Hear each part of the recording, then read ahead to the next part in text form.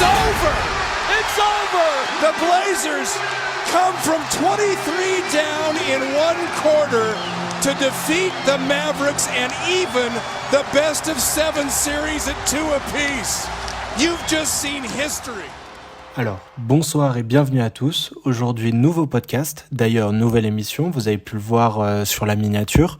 Je vous présente l'émission The Prospect. Cette émission, comme son nom l'indique, présentera brièvement les prospects NBA de cette saison et des années prochaines, etc. Ça dépendra des épisodes. Et je présenterai aussi dans une seconde partie mes favoris, mes choix favoris, mes équipes favorites pour ces prospects, le fit qui ira le mieux pour elles, et puis tout simplement vers quelle place je pense qu'ils vont tomber.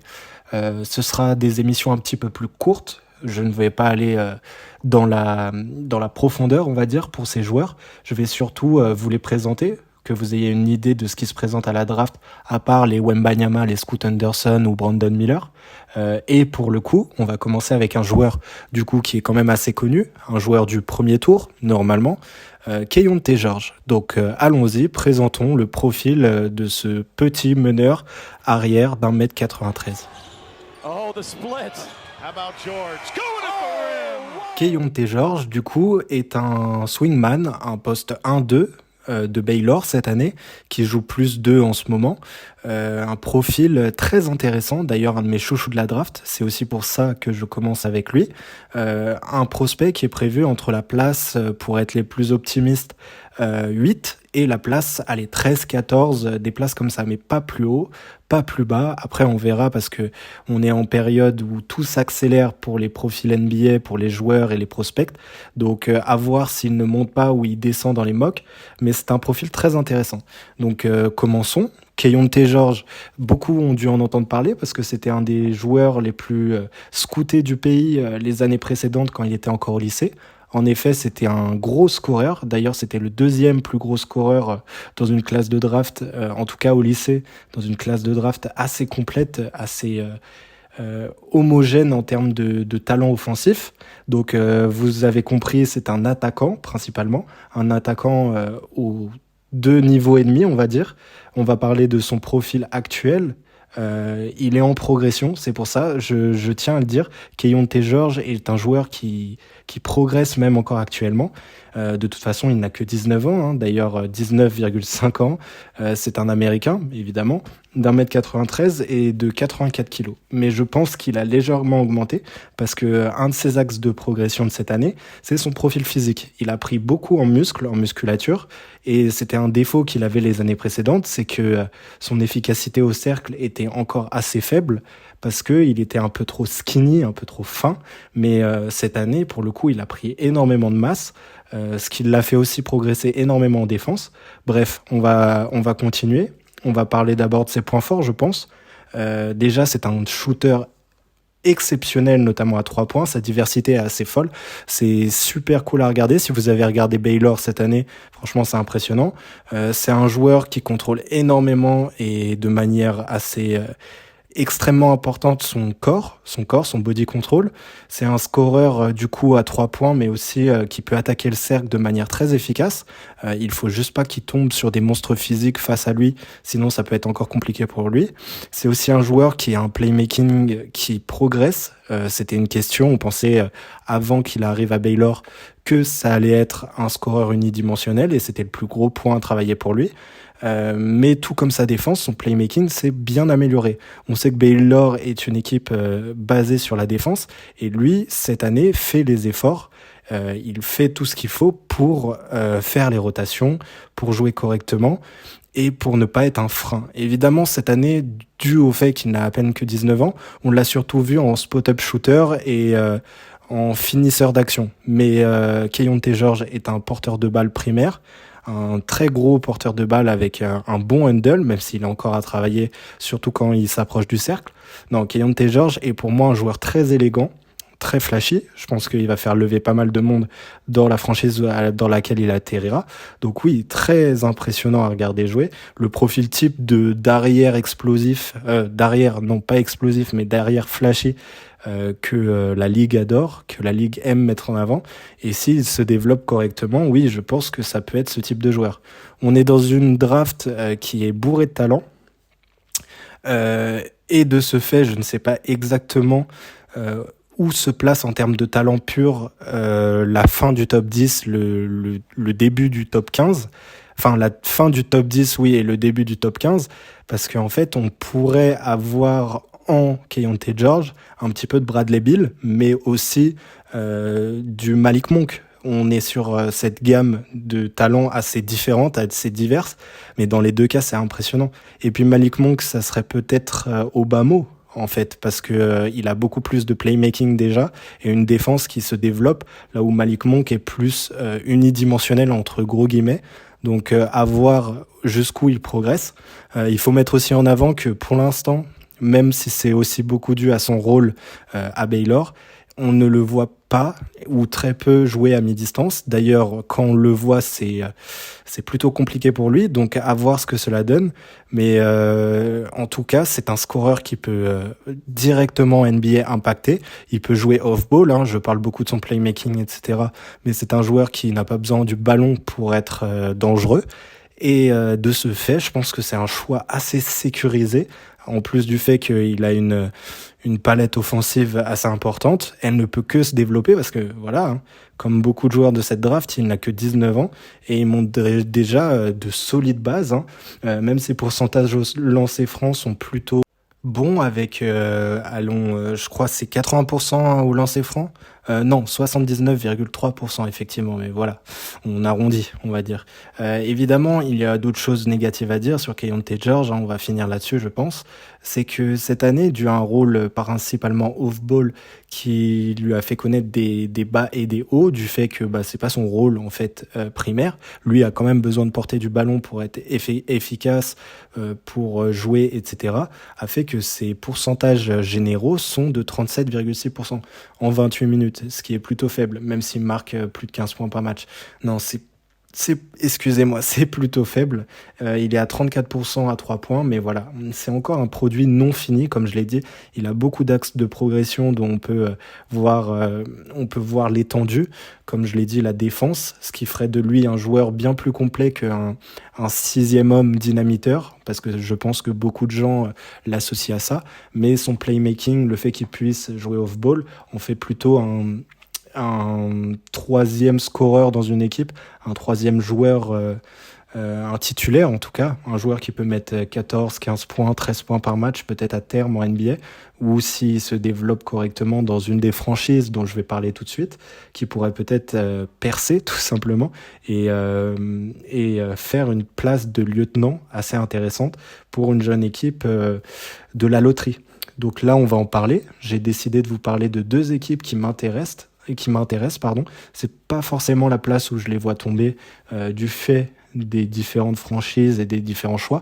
J'ai plutôt décidé, au lieu de faire une mock draft découpée en plein d'épisodes, de faire mes préférences pour chaque joueur et pour chaque joueur selon le fit, selon les joueurs qu'il y a déjà dans l'effectif, etc. Donc allons-y, parlons-en dans cette deuxième partie consacrée aux franchises qui pourront le drafter.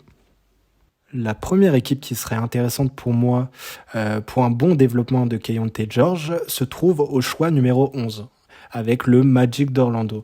Donc le Magic d'Orlando qui est en pleine reconstruction mais qui est dans une phase, je pense en tout cas, où ce sont des ajustements de jeunes joueurs qui vont être mis en place.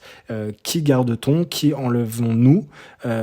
Et heureusement pour Keyonte George, ce genre de questionnement, il ne les a pas sur le backcourt, parce qu'en effet, ce bouchon dont je parle, qui pourrait être assez compliqué pour le développement des jeunes joueurs, se trouve sur le front de court et sur les ailes, entre Jonathan Isaac, Maurice Wagner, Wendell Carter Jr., Franz Wagner, Bol Bol, Paolo Banchero. Ces joueurs peuvent jouer de 3 à 5, ça dépend desquels on parle, mais vous m'avez compris. Et du coup, pour le backcourt, excusez-moi, on a quand même que uniquement 3 joueurs intéressants en tout cas, ce sont Markel Fultz, qui fait une énorme saison, la meilleure depuis son arrivée en NBA, mais qui est très fragile et qui de toute façon est un meneur. Et comme je l'ai dit, Keyonte George, depuis quelques années déjà, joue principalement au poste 2, même s'il peut alterner entre les deux. On a Cole Anthony qui est parfait pour moi dans un rôle de sixième homme dynamiteur, qui est bien plus propre au shoot maintenant, mais qui peut de manière très compliquée jouer à côté de Markel Fultz. Du coup, je le laisserai sur le banc. Et enfin, nous avons le projet, parce que oui, c'est un projet, Jalen Suggs, qui lui aussi a connu pas mal de blessures, qui était, je crois, 4e choix de draft il y a 2 ans, et qui n'arrive pas tout simplement à s'imposer, même dans un effectif comme le Magic, qui est encore en reconstruction, même si on voit de très bonnes choses, notamment défensivement, c'est compliqué.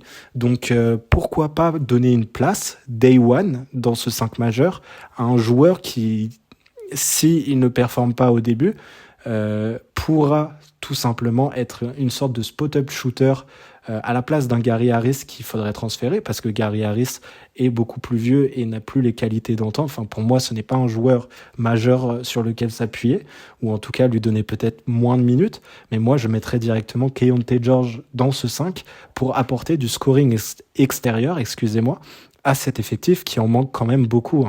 Cet effectif manque de spacing, gagne les matchs grâce à sa défense, sa dureté et sa longueur. Les joueurs sont extrêmement grands et durs dans cet effectif, encore une fois sur le front court. De toute façon, je pense que vous l'avez compris, tout le talent se trouve, enfin, une grande partie du talent se trouve sur le front court. Et de ce fait, avec un joueur qui est plutôt versatile comme Markel Fultz, on aurait besoin, à côté de Franz Wagner qui joue en 3, qui peut lui aussi shooter, d'un deuxième shooter, je pense, qui peut quand même marquer des points précieux en NBA dès ses premiers jours, en la personne de Keyonte George. Et puis peut-être quand Markel Fultz sort ou quand Cole Anthony est dans un mauvais jour, lui donner les clés de l'attaque avec Paolo Banchero, en tout cas la balle dans les mains, pour que lui puisse s'exprimer un petit peu, voir à terme ce que ça peut donner, et évidemment le faire progresser en même temps que cet effectif qui est encore extrêmement jeune, parce que Paolo Banchero n'a que 20 ans, Franz Wagner 21 je crois, Bol Bol 23, voilà, ce genre de joueurs sont encore... Markel Fultz, qui paraît pour un ancien à côté des autres, n'a que 24 ou 25 ans je crois. Donc voilà, c'est très intéressant pour moi cet effectif du Magic, qui tout simplement serait une place...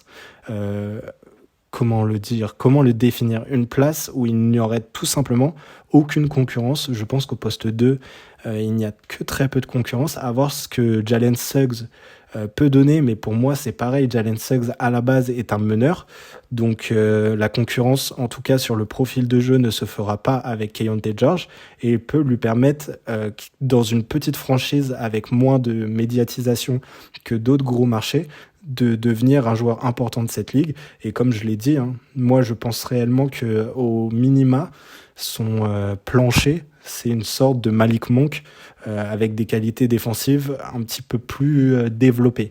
Donc voilà, je pense que le Magic en 11, qui a donc 2 choix dans le top 15, ne prend pas énormément de risques en le signant. À voir effectivement et évidemment quel joueur il décide de prendre en 6, mais je pense que de toute façon, au vu de la pauvreté de cet effectif sur le backcourt, ils peuvent tout simplement prendre 2 joueurs sur le même poste ou 2 joueurs du backcourt lors de cette draft. Donc voilà, je pense qu'on a tout dit. Je pense que ça serait un ajout majeur pour cet effectif d'Orlando, un ajout qui compte et qui peut leur faire gagner des matchs en fait. On parle d'un joueur de 19 ans avec des pourcentages assez désastreux à Baylor. Mais je suis persuadé que s'il n'est pas autant scouté, s'il n'est pas autant regardé avec des monstres comme Paolo Banchero ou Franz Wagner, il pourra trouver ses spots de shoot, il pourra impressionner et se faire aimer directement au Orlando Magic. Donc voilà, première équipe, je pense que c'est un bon choix. Vous me direz ce que vous en pensez, mais je pense réellement qu'on tient quelque chose avec ce Magic d'Orlando. Et puis je pense aussi que la 11e place est une place où il risque de partir. Je pense pas qu'on attendra la place 14 ou 15 pour le voir se faire appeler par Adam Silver. Donc à voir ce que ça donne. Bon, continuons avec la seconde équipe. Pour cette seconde équipe, j'ai décidé de vous parler donc des Toronto Raptors, qui arriveraient donc avec le 13e choix.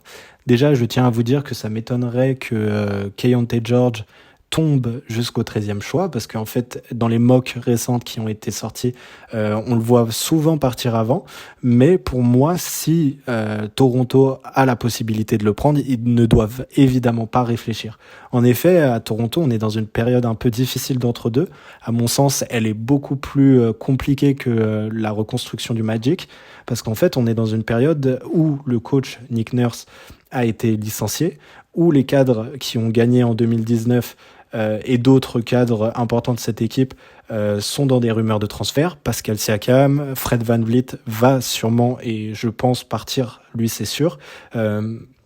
OG Anunoby, excusez-moi, qui lui aussi est dans pas mal de rumeurs de transfert et on pensait même qu'il pouvait partir avant la trade deadline. Et aussi Gary Trent Jr. qui lui aussi qui n'a que 23 ans, donc pourrait faire partir de cette reconstruction, mais a une bonne valeur sur le marché et pourrait lui aussi faire ses bagages cet été. On reconstruirait donc autour de Scottie Barnes, qui a quand même, malgré une seconde saison un petit peu décevante, on va dire, qui a quand même un potentiel assez important, assez impressionnant, de défense, de playmaking, de toutes formes de choses en fait, sauf peut-être le scoring où il est encore très limité, mais on pense reconstruire autour de lui.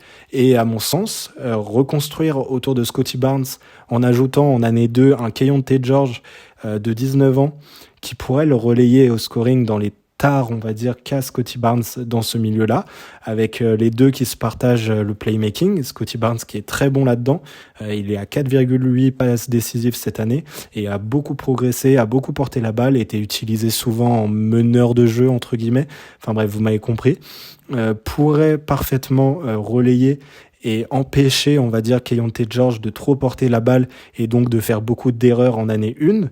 De la même manière, lui serait un danger à 3 points assez incroyable. Et les deux, qui ont au final 1 an et demi de différence, voire 2 ans, pourraient se développer ensemble.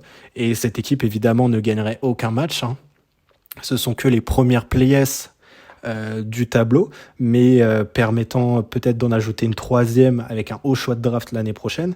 Et de ce fait, potentiellement, avoir déjà une base solide sur laquelle reconstruire, parce que les deux joueurs, comme je l'ai dit, me paraissent parfaitement complémentaires. On est aussi sur un profil de Scottie Barnes qui pourrait apprendre défensivement beaucoup de choses, énormément de choses à Keyonte George. On est aussi dans une franchise aussi très peu médiatisée, enfin moins médiatisée que les grosses franchises NBA, que les gros marchés, et qui de ce fait pourrait laisser un petit peu tranquille ces deux joueurs pour leur permettre à terme de devenir des potentiels lieutenants ou stars de la ligue. L'un des deux, je pense, a ça en lui. Scottie Barnes a beaucoup déçu, mais a la possibilité de tourner en 22-8-8 en année 4 peut-être. On ne sait pas. Il y a beaucoup d'interrogations avec cette équipe. Je pense juste que la page est à tourner à Toronto. C'est un fait. Cette équipe ne va plus nulle part. On sait que Pascal Siakam, en option 1, ne gagnera pas de titre. Je pense qu'on est tous d'accord là-dessus. Et que de ce fait, il serait temps, du coup, si il n'y a pas de grosses pièces à aller chercher à la free agency ou de trade à faire pour être compétitif, il est temps de reconstruire et de ne pas rester des années dans ce ventre mou à obtenir des choix un peu bas. Et d'ailleurs, c'est ce qu'ils font cette année avec Keyonte George, mais dans une année où je pense où il y a une concentration de talent à la draft qui est assez exceptionnelle sur ces dernières années en tout cas. Donc oui, je pense que c'est un choix à tenter, un choix qui n'est même pas risqué au vu de la place à laquelle il tomberait en 13. C'est quand même, ça serait extraordinaire, peut-être pas pour eux, mais ça serait très très bien pour une reconstruction. Et peut-être aller chercher finalement d'autres jeunes, à la place des autres joueurs. J'ai parlé de Pascal Siakam, il pourrait être échangé contre le choix 3, donc un potentiel Brandon Miller ou Scoot Anderson à côté d'eux. Comment vous dire que j'achète le maillot, mais voilà, moi j'achète le maillot, mais ça me foutrait un petit peu la haine en étant fan de Portland. Mais oui, effectivement, il y a beaucoup de choses à créer dans cette équipe. Anunoby aussi apportera beaucoup d'assets à cette équipe. Il y a beaucoup de chances que des trades soient faits lors de cette draft pour obtenir des choix plus hauts. Donc oui, potentiellement Scottie Barnes et Keyonte George deviendraient deuxième et troisième option d'un top 3 de la draft de cette année, ou en tout cas Keyonte George deviendra la troisième option de ce trio-là si Scottie Barnes se révèle être plus fort, ce qui est tout à fait possible. Ça fait 2 ans qu'il est en NBA. Il a connu des années plus difficiles, enfin une année plus difficile, mais on se souvient que en année 1, il était quand même extraordinaire pour son âge. Donc oui, je pense que Toronto est le second meilleur choix pour ce jeune joueur. Donc on va faire un petit peu la revue pour terminer. J'ai décidé de ne pas parler du Jazz, parce que je n'arrive pas à savoir tout simplement ce qu'ils recherchent comme profil de joueur. À l'heure actuelle, ils ont quand même Ochai Agbaji, qui est quand même un profil très similaire. Ils ont aussi Colin Sexton, Jordan Clarkson ou Talen Horton-Tucker, donc j'ai décidé de ne pas parler d'eux, même si je fais un petit résumé maintenant. Les Mavericks, évidemment, c'est non, on ne recherche pas ce profil à côté d'un Luka. Il n'y a pas besoin. Thunder, c'est pareil, il y a tellement de monde sur le backcourt, même si le 3 points ferait énormément bien à cet effectif. Quand est-ce qu'on le fait rentrer en jeu, parce qu'il y a tellement de monde à développer que là ça va être problématique. Les Pelicans pourraient être intéressants, mais je pense qu'en 14 c'est un peu trop bas. Et pareillement, je pense que les Wizards et les Pacers c'est un peu trop haut déjà. Les Wizards, Bradley Beal sur ton poste, c'est compliqué. Et les Pacers, Ben Mathurin a déjà fait sa place en tant que 6e homme et devrait peut-être même devenir titulaire en année 2 ou 3. Donc oui, c'est compliqué. Je pense vraiment que Keyonte George sera pris entre ces deux franchises et peut-être le Jazz s'il décide de faire bouger un peu les lignes cet été. Enfin bref, voilà, courte première émission de The Prospect. J'espère que ça vous a plu. De toute façon, c'est vraiment, je vais pas dire banal, mais c'est vraiment une introduction à ces jeunes joueurs. Je ne compte pas en parler pendant des heures. J'ai déjà fait une longue vidéo sur Victor Wembanyama parce que je pense qu'en étant français, ça nous intéresse tous de savoir un petit peu plus ce qu'il en est. Une vidéo d'1h20, si vous voulez aller la voir, c'est la dernière ou l'avant-dernière, je pense. On parlera d'autres joueurs avant la draft et on parlera même des joueurs après leur draft. On changera le format, évidemment. Ça pourrait être intéressant de faire ça jusqu'à la rentrée, essayer d'en faire le plus possible et de regarder un petit peu des matchs et des highlights. Non, franchement, j'ai apprécié. C'est pas si long à faire. En même temps, Keyonte George n'est pas Victor Wembanyama, il n'y a pas non plus 1000 choses à dire sur son sujet. Beaucoup d'expectatives, beaucoup de choses à attendre de lui et de développement à voir sur les prochaines années.